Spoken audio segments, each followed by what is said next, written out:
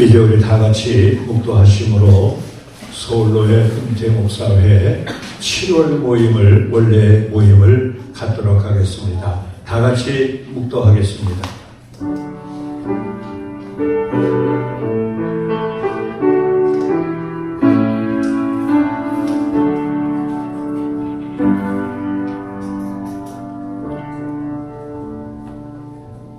찬송가 304장 부르신 다음에 본회 이덕희 목사님께서 기도를 인도해 주시겠습니다.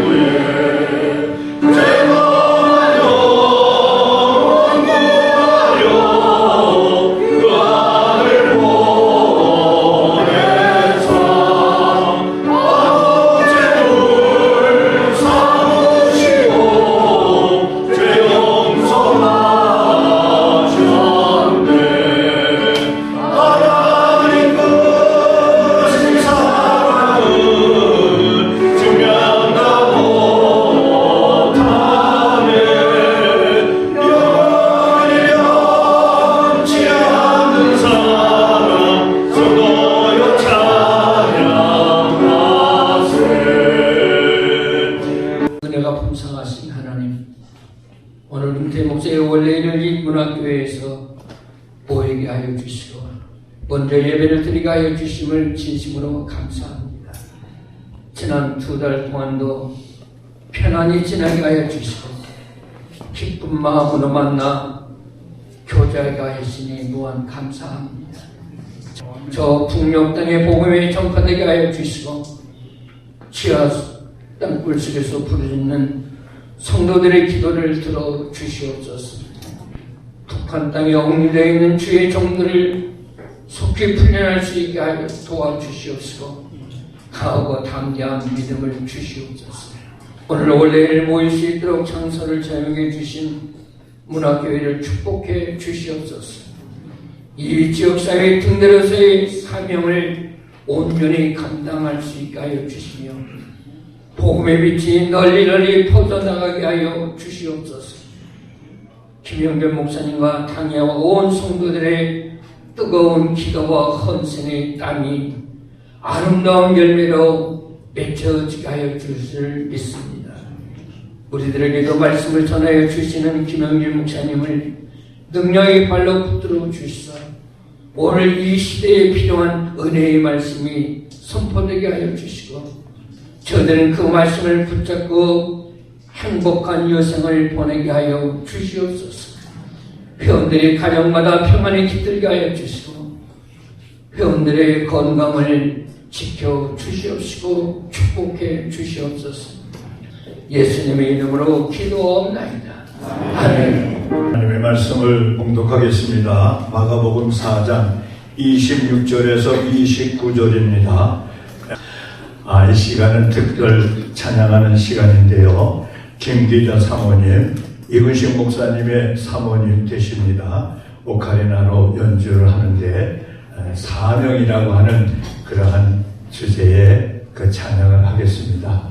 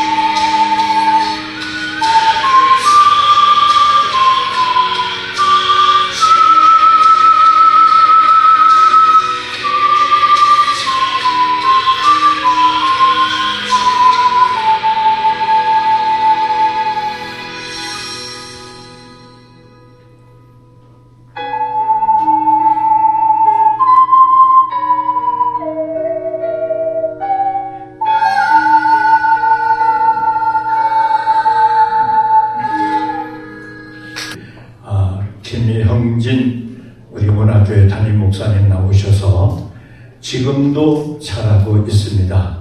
주제의 말씀을 전할 때 많은 은혜 받으시기 바랍니다. 목사님 나오시겠습니다. 인사드리겠습니다. 자, 인사.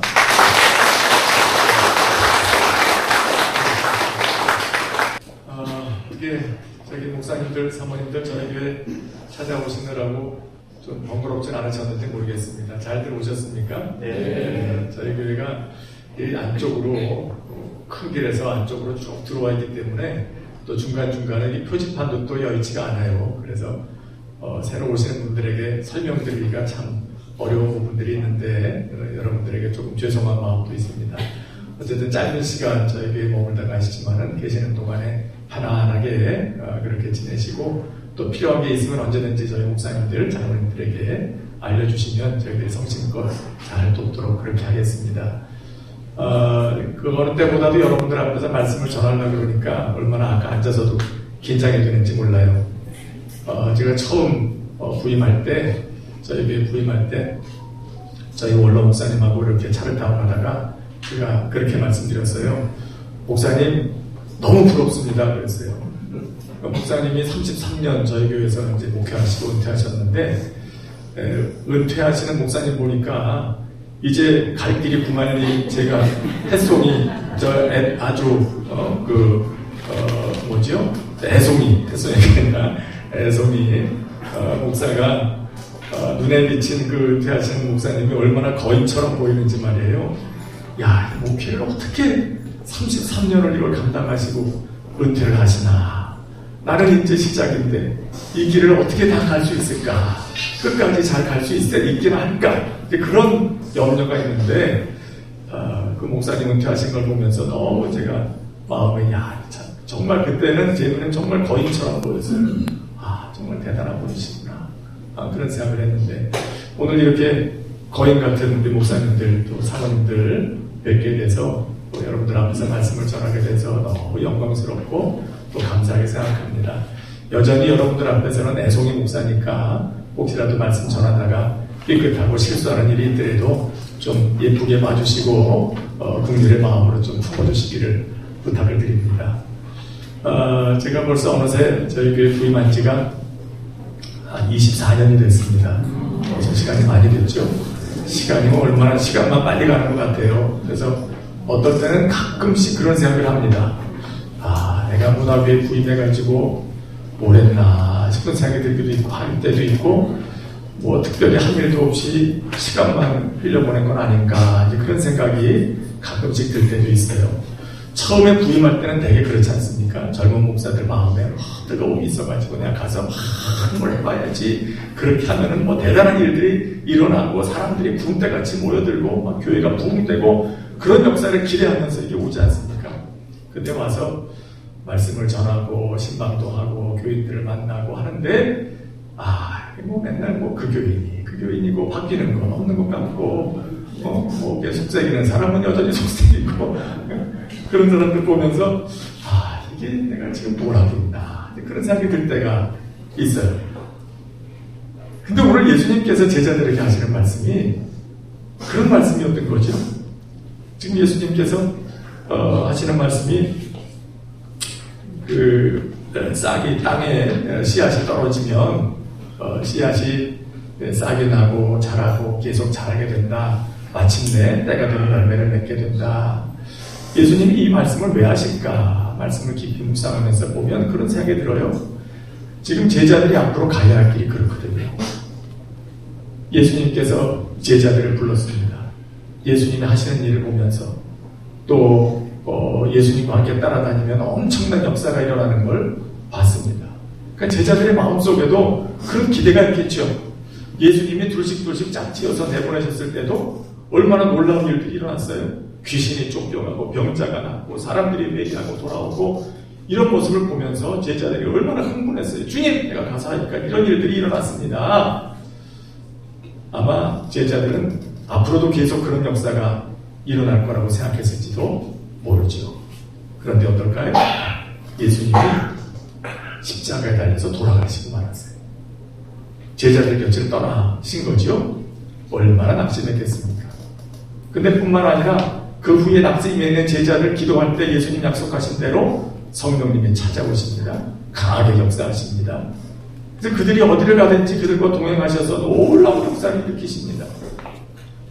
그때도 제자들은 기대했을 겁니다. 야, 예수님께서 약속하신 대로 우리에게 성령을 부어주셨으니 이제는 그 성령님과 동행하면서 가면 교회도 엄청나게 부흥될 거고 가는 데마다 교회가 세워지고 놀라운 역사들이 일어날 거예요. 그런데 현실은 어땠을까요?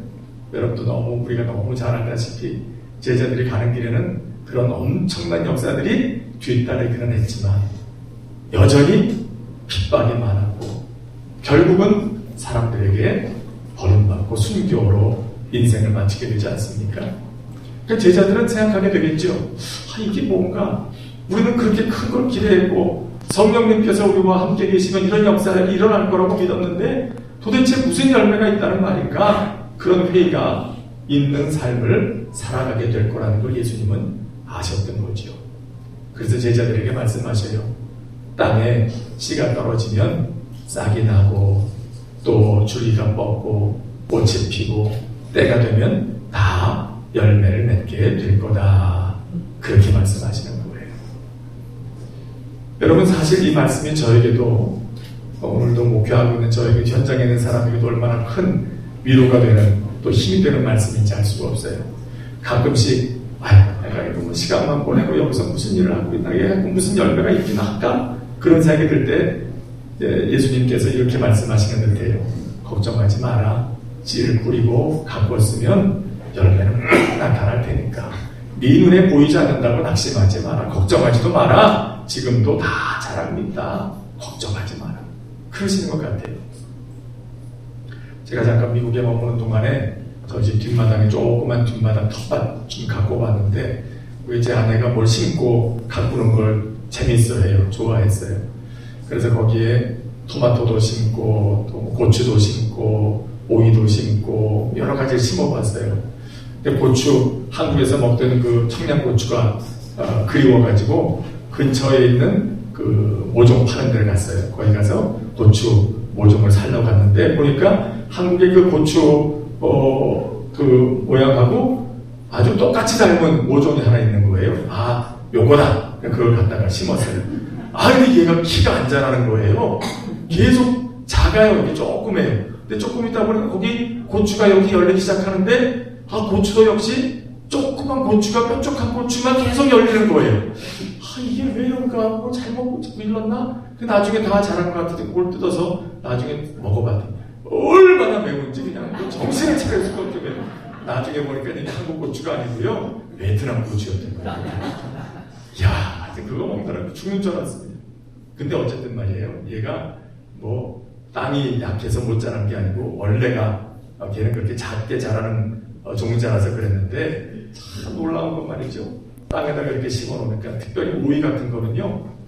제가 거짓말 조금만 못해가지고 아침에 본 오이가 저녁에 보는 그 오이가 아니에요. 아침에는 요만했는데 밖에 나갔다 저녁에 퇴근해서 돌아보면 이만해져 있어요.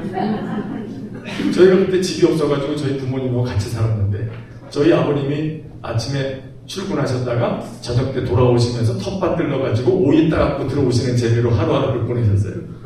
그 얼마나 재미가 나는지 얼마나 잘 자라는지 알 수가 없어요. 근데 그렇게 잘 자라는데 이상하게 의심 가는 게 있더라고요. 감자를 심었거든요. 근데 감자는 어떻습니까? 다 땅 밑에 있으니까 이놈이 잘 자라고 있는 건지 감자가 있는 건지 없는 건지 아무리 봐도 알 수가 없어요. 근데 나중에 시간이 흐른 후에 땅을 파고 감자를 캐보니까 그 안에 뭐 큰 놈, 작은 놈, 뭐 잘생긴 놈, 못난 놈 다 주렁주렁 다 달려있더라고요. 그걸 보면서 또 생각하죠. 그렇구나. 이게 겉으로 보이지 않는다고 열매가 없는 건 아니구나. 겉으로 보이지 않지만 일단 땅에 심어놓으면 자라는구나. 오늘 예수님께서 하시는 말씀은 참 묘해요. 이 농부가 자라게 하는 게 아니다. 오늘 예수님께서 땅이 스스로 열매를 맺되 농부가 열매를 맺게 하는 게 아니라는 거죠. 땅이 스스로 열매를 맺는 거예요. 씨가 땅에 떨어지면 땅에 있는 양분과 땅에 있는 모든 것들 덕분에 그것이 열매를 맺게 하는 것이지 농부가 직접적인 원인이 되는 게 아니다. 예수님 그렇게 말씀하시는 이유가 뭘까요? 사람이 할 수 없는 거다. 하나님이 하신다. 열매는 하나님이 주시는 거다. 그러니 걱정하지 마라 그러시는 거 아니겠습니까? 제가 목회 처음 시작할 때 그때 얘기를 한마디 더 말씀드리면, 그때 원로 목사님까지 차를 타고 갈 때 제가 운전대를 잡고 목사님 옆에 앉으셨어요. 근데 목사님이 그때 저보고 딱 한마디 물으시더라고요. 김 목사 힘들지? 그러세요. 아닌 게 아니라 그때 진짜 힘들 때였거든요. 목회 시작하고 나서 막 헤매고 있을 때인데, 그때 목사님이 물으시니까 정말 그 질문 한마디가 얼마나 마음에 와닿는지요. 그래서 솔직히 고백했어요. 목사님이 힘듭니다. 정말 힘듭니다. 이걸 어떻게 목사님은 33년 하셨습니까? 그렇게 여쭈니까 목사님이 그렇게 말씀하세요. 내가 33년 목회해보니까 목회는 목사가 하는 게 아니더라. 하나님이 하시는 거더라. 그러시는 거예요. 근데 그 말씀이 제게 얼마나 큰 자유를 주었는지요. 목사는 목회가 아니죠. 목회는 목사가 하는 게 아니고 하나님이 하시는 거구나. 근데 그 다음부터 늘 생각해. 하나님이 하시겠지. 이 몸도, 이 교회도 그리스도의 몸인데, 주님의 몸인데, 내가 이 교회를 아낀다고 하는 것보다 주님의 몸이니 주님이 더 아끼실 텐데, 교회를 사랑하는 마음이 목사의 마음보다 주님이 더 크실 텐데, 주님이 다 알아서 잘 하시겠지. 그런 마음을 가지니까 얼마나 자유함이 생기는지 몰라요. 위로를 많이 받았어요. 근데 오늘 예수님께서 제자들에게 하시는 거죠. 땅이 스스로 열매를 맺는다. 걱정하지 마라. 네가 여러 가지로 수고하고 그렇게 하겠지만 그것 때문에 뭐 되고 안 되고 너무 걱정할 거 없다. 일단 심었으면 하나님이 자라게 하시고 때가 되면 열매를 맺게 할 것이다. 그렇게 말씀하십니다. 저는 우리 목사님들께서도 사모님들도 함께 평생 씨를 뿌리고 가꾸신 그런 일들이 참 많이 있지 않습니까? 분명히 그 열매가 있다고 저는 믿습니다. 지금도 계속해서 자라고 있다고 저는 믿습니다. 그건 제 얘기가 아니고요. 저의 믿음이 아니고요. 하나님의 말씀이고 또 하나님께서 믿고 계신 바이거든요. 하나님이 그렇게 믿으시는 거예요. 열매를 너희가 씨를 뿌렸으면 반드시 그 열매가 맺게 된다. 나는 그걸 믿는다. 그러니 너희도 그걸 믿어라. 그러시는 건 아니겠습니까? 우리 모두가 열심히 환경과 여건과 모든 면을 다 다를지라도 그 자리에서 평생 뿌렸던 씨앗 좋은 열매로 반드시 나타나게 될 줄로 믿습니다. 하지만 때로는 그게 모양의 차이도 있겠고 또 시간의 차이도 있겠고 그럴 수는 있겠죠. 그래서 예수님께서 자랄 때 다 순서가 있더라. 오늘 말씀에 보니까 예수님 뭐라고 하십니까? 땅이 스스로 열매를 맺되 처음에는 싹이요 다음엔 이삭이요 그 다음에는 이삭의 충실한 곡식이라. 다 순서가 있더라는 거죠. 씨를 뿌리자마자 열매를 맺지는 않더라.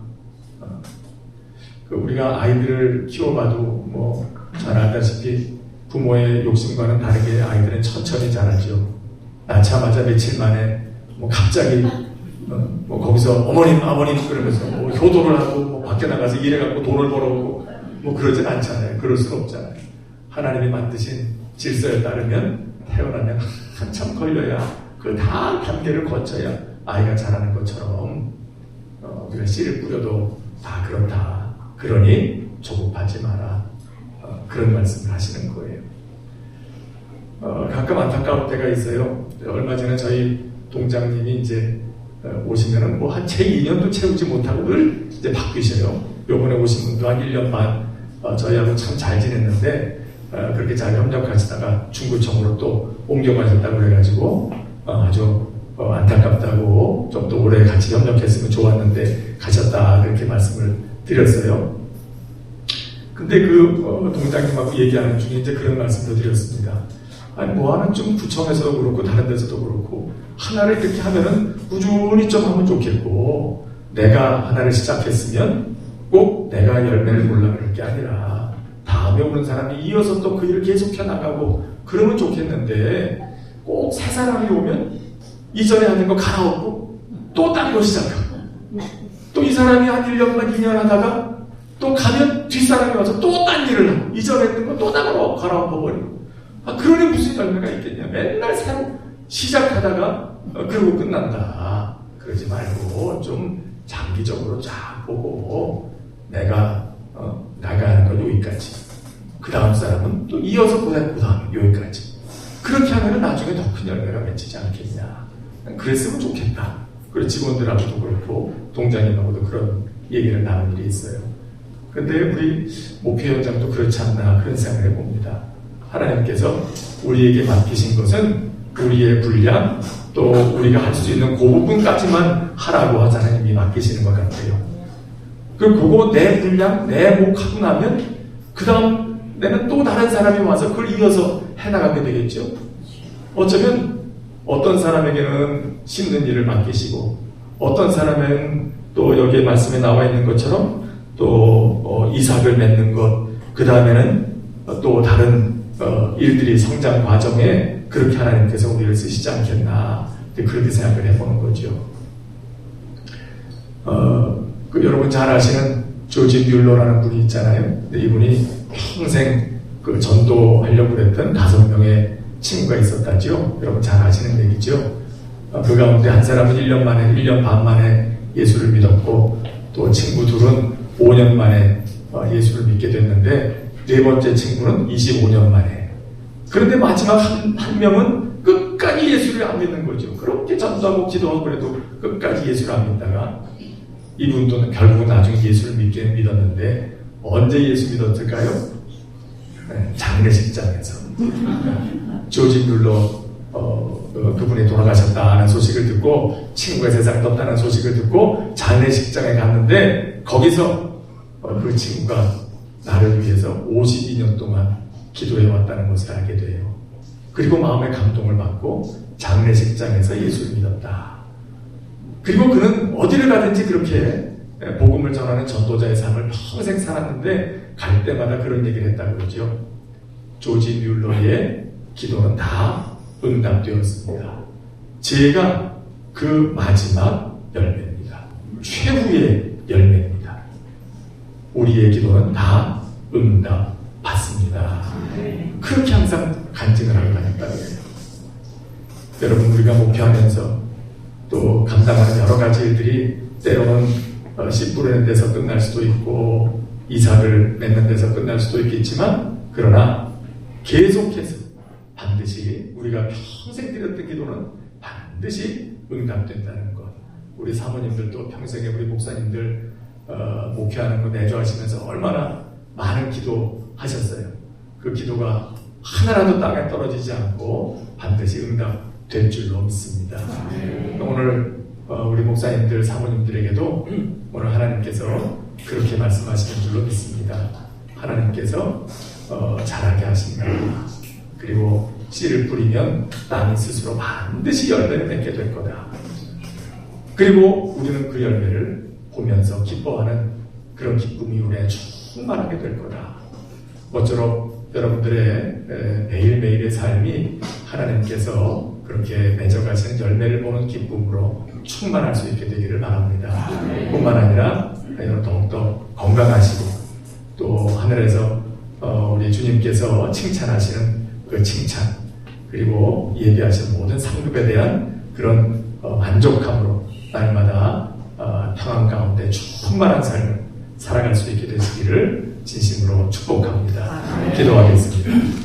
은혜로우신 하나님 아버지, 우리 목사님들, 사모님들 현지에 계실 때 참으로 크게 위대하게 써주셔서 주의 몸된 교회를 위하여 역사하게 하시고, 또 주님께서 원하시는 귀한 열매를 지금도 보게 하여 주시니 진심으로 감사를 드립니다.